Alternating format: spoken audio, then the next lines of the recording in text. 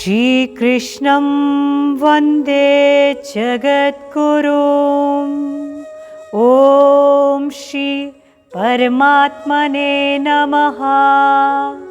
फाल्गुन मास के कृष्ण पक्ष की विजया एकादशी की आप सभी को प्रभु की प्रीति चैनल की ओर से हार्दिक शुभकामनाएं, मंगल कामनाएं। युधिष्ठिर जी ने पूछा, हे वासुदेव, फाल्गुन मास के कृष्ण पक्ष में किस नाम की एकादशी होती है और उसका व्रत करने की विधि क्या है? कृपा करके बताइए।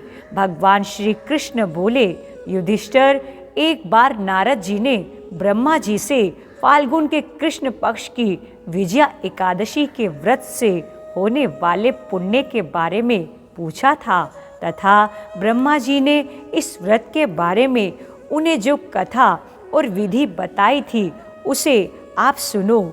ब्रह्मा जी ने कहा, नारद, यह व्रत बहुत ही प्राचीन, पवित्र और पाप नाशक है।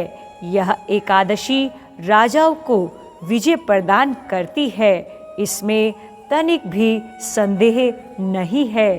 त्रेता युग में मर्यादा पुरुषोत्तम श्री रामचंद्र जी जब लंका पर चढ़ाई करने के लिए समुद्र के किनारे पहुँचे, तब उन्हें समुद्र को पार करने का कोई उपाय नहीं सूझ रहा था। उन्होंने लक्ष्मण जी से पूछा, सुमित्रा नंदन, किस उपाय से इस समुद्र को पार किया जा सकता है? यह अत्यंत अगाध और भयंकर जल जंतुओं से भरा हुआ है। मुझे ऐसा कोई उपाय नहीं दिखाई देता जिससे इसको सुगमता से पार किया जा सके। लक्ष्मण जी बोले, हे प्रभु, आप ही आदि देव और पुराण पुरुषोत्तम हैं। आपसे क्या छिपा है? यहाँ से आधे योजन की दूरी पर कुमारी द्वीप में बकदालभ्य नामक मुनि रहते हैं।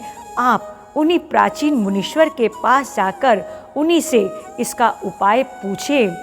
श्री रामचंद्र बोले, ब्रह्मन, मैं लंका पर चढ़ाई करने के उद्देश्य से अपनी सेना सहित यहाँ आया हूँ। मुने, अब जिस प्रकार पार किया जा सके समुद्र को, कृपा करके यह उपाय बतलाइए।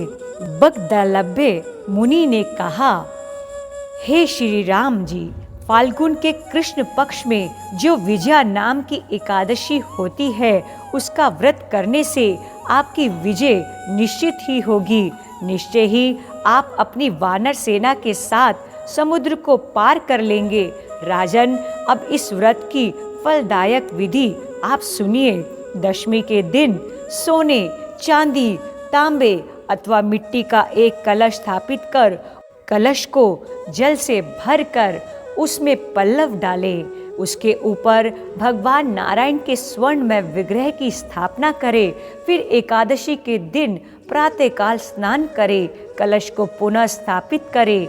माला, चंदन, सुपारी तथा नारियल आदि के द्वारा विशेष रूप से उसका पूजन करें। कलश के ऊपर सप्त धान्य और जौ रखें। गंध, धूप, दीप और भांति भांति के नैवेद्य से पूजन करें। कलश के सामने बैठकर उत्तम कथा वार्ता आदि के द्वारा सारा दिन व्यतीत करें और रात में भी वहाँ जागरण करें। अखंड व्रत की सिद्धि के लिए घी का दीपक जलाए। फिर द्वादशी के दिन सूर्योदय होने पर उस कलश को किसी जलाशय के समीप स्थापित करें और उसकी विधिवत पूजा करके देव प्रतिमा सहित उस कलश को वेद वेता ब्राह्मण के लिए दान कर दे। कलश के साथ और भी बड़े बड़े दान देने चाहिए। श्री राम, आप अपने सेनापतियों के साथ इसी विधि से प्रयत्न पूर्वक विजया एकादशी का व्रत कीजिए। इससे आपकी विजय निश्चित होगी। ब्रह्मा जी कहते हैं, नारद, यह सुनकर श्री रामचंद्र जी ने मुनि के कथनानुसार उस समय विजय एकादशी का व्रत किया। उस व्रत के करने से श्री रामचंद्र जी विजयी हुए। उन्होंने संग्राम में रावण को मारा, लंका पर विजय पाई और सीता को प्राप्त किया। बेटा, जो मनुष्य इस विधि से व्रत करते हैं उन्हें इस लोक में विजय प्राप्त होती है और उनका परलोक भी अक्षय बना रहता है। भगवान श्री कृष्ण कहते हैं, युधिष्ठिर, इस कारण विजया का व्रत करना चाहिए। इस प्रसंग को पढ़ने और सुनने से वाजपेयी यज्ञ का फल प्राप्त होता है। गोविंद की प्यारी एकादशी पापों को मिटाती एकादशी, पुण्यों को बढ़ाती एकादशी, हरि से है मिलाती एकादशी। जी हाँ मित्रों, इस पावन एकादशी व्रत कथा को आप अवश्य अपने मित्रजनों से भी साझा कीजिएगा। देखते रहिए YouTube चैनल प्रभु की प्रीति। जय श्री कृष्णा, जय गिरधर गोपाल, जय मदन गोपाल।